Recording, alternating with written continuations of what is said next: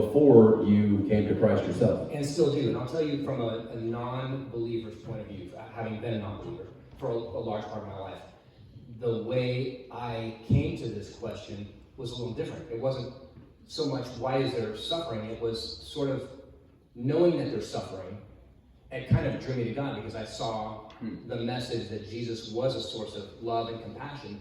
The problem was, as that drew me in, it's as sort of like a comfort from like, oh, there's so much evil in the world, but that's from people, that's because we're fallen, but God is that source of good and comfort, and I'll go to him. So what do you do as a brand new person interested in the Bible? You open it up and you start from the beginning.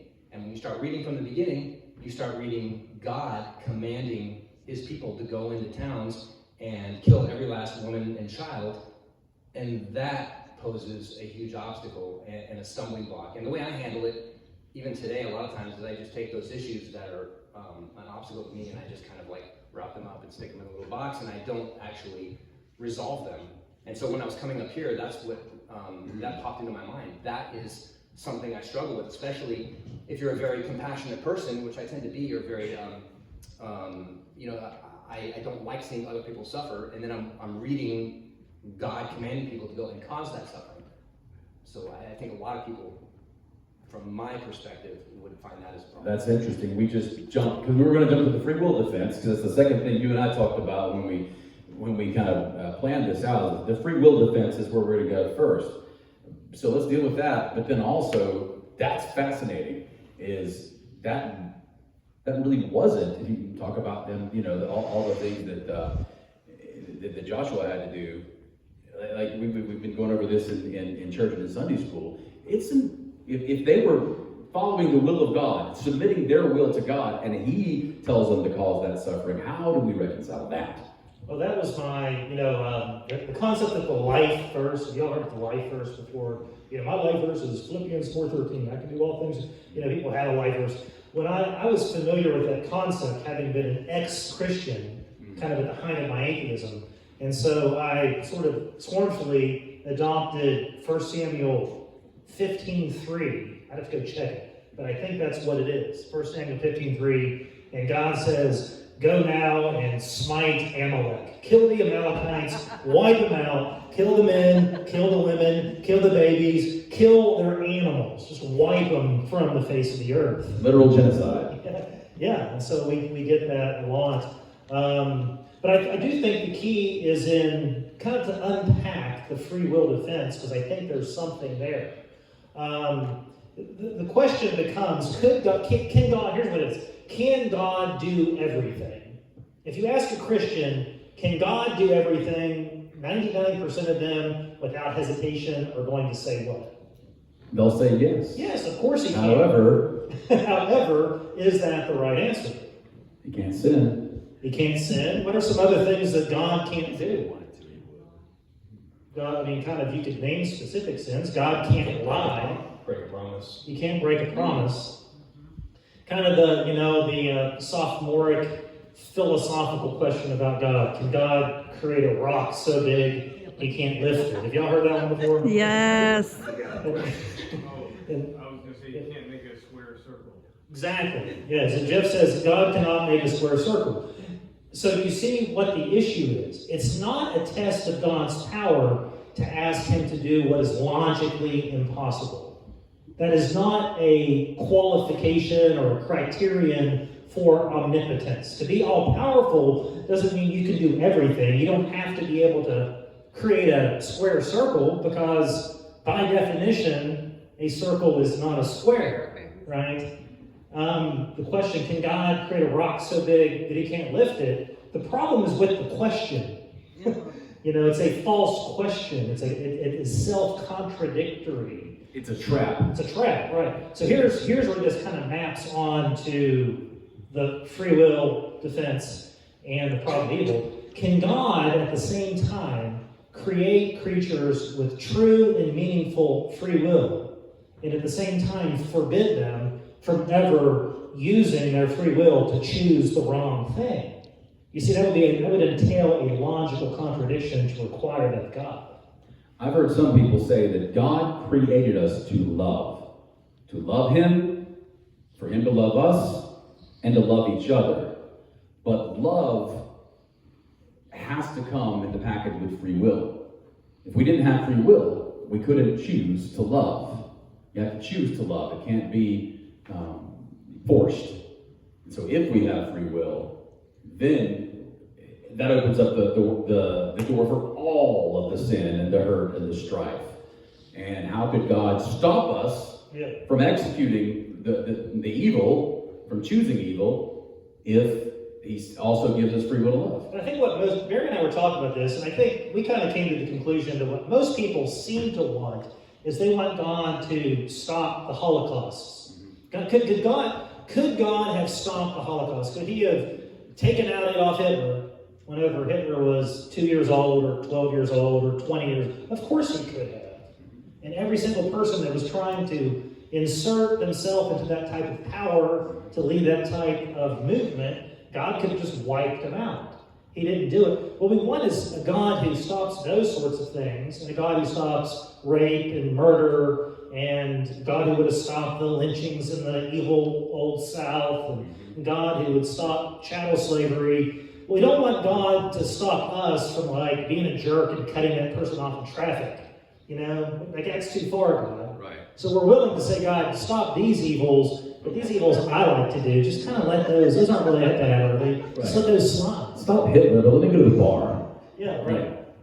Well, there's also the fact that a lot of these same people who are asking the question, the key question, want to believe in evolution and the whole life as evolving and thinking it's getting better. We've gone from monkeys to humans and all this, but yet evil is prevailing, so let's blame it on God. But they're believing in an evolution that where did we all come from? What was it evolved? But God's allowing this to happen. So they're kind of talking out both sides of their mouth. It's survival of the fittest, right? Because that's the problem they run. The evolutionist atheist is going to run into, I don't know if you encountered this when you were coming into Christianity and surveying these different worldviews, but that's what it offers us. Essentially, might makes right. And maybe that's not direct warfare, but it's like if you can gain social control as a social species, right? And through collaborating, set up a society where these things that we would say are wrong, maybe you like them. Maybe you like stealing other people's stuff. Maybe you like taking advantage of people sexually or whatever it happens to be. The people who are in charge of controlling the power dynamics in that society can set the society up that way. You hear so many people today say, well, morality is just a social construct, right? It's relative. It's relative. Y'all hear that? It's just a social construct. Youth, if you ever heard anybody say this, well, that's my truth. That's your truth. That person's wrong. Yeah, There's no relative right, truth. yeah. The problem with saying social construct is, well, who's coming up with the social construct? Two things. The whole idea of a social construct, by its own definition, is a social construct, and so it's self-defeating, right? And secondly, what is society made up of? It's made up of individual people who are making moral decisions, so it doesn't really help you to call this thing a social construct. Yes, Michelle. I guess circling back to like what Sean was asking, how do you approach that with someone who is a non-believer? Well, God commanded killing. He commanded the things that He commanded against in the Ten Commandments. How do you answer that question? How do you engage with that? Y'all rich out there? I'm going to go get Mary, some come water. on. Yeah, he is holy. Good question. So like thou shalt not murder, right? Well, so the question becomes, well, was that murder? Did God command? Because we have students tell us that very quickly. Well, God was commanding murder here. Well, no, God is commanding warfare. God is commanding the taking of a human life. So I guess you could say definitionally, God is commanding a type of homicide. But the question that comes right after that is it true that all instances of homicide are the equivalent of murder? And if you think about it, no.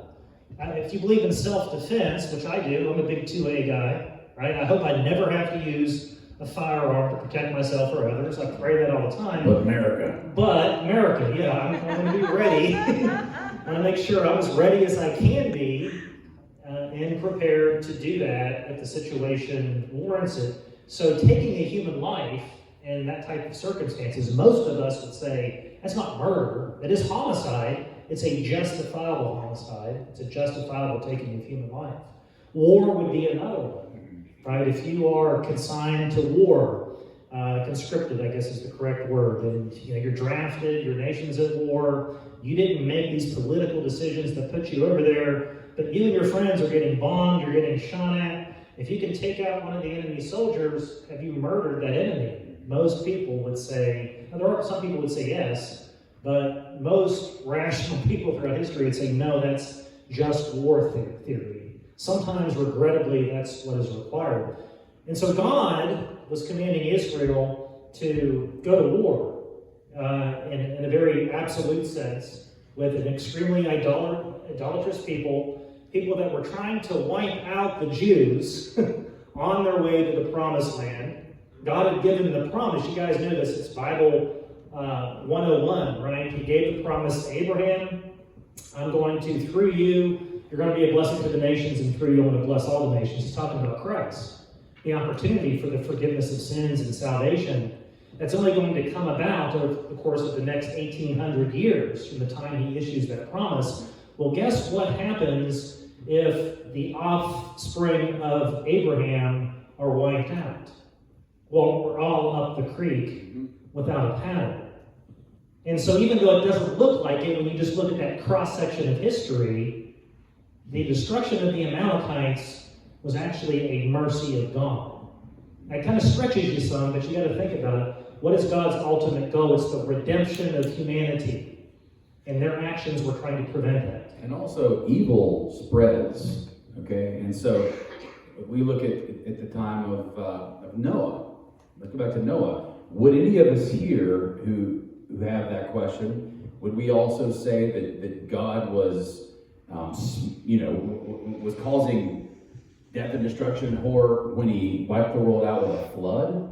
Because this is, when he sent the Israelites in to kill and murder, he's doing the same thing on a smaller scale, just using people rather than water to do it. Yeah, and not to sound glib, but sometimes when I get that question, I'll say, well, the CDC has a statistic, and the statistic is 10 out of 10 people die.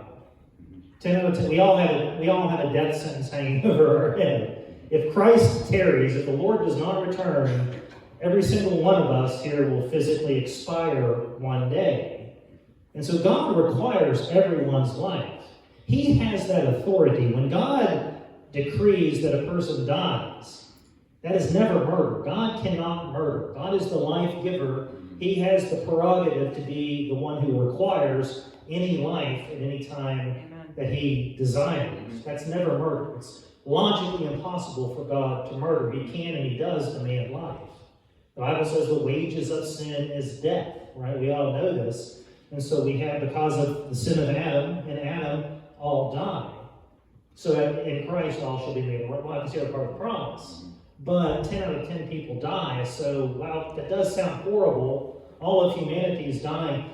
Really, if you think about it, and I was reading some C.S. Lewis, nobody who died in that flood suffered more than any single person who has ever died in a flood.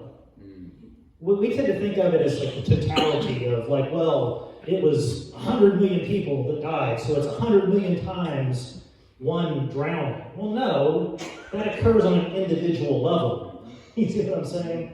And so you can think of it in those terms, how awful that was. And there is a type of awfulness to it. I'm not trying to deny that. But it's not a lot of times the way that the skeptic makes it sound, if that makes sense. Does that help at all? Or what would you come back with in that kind of position?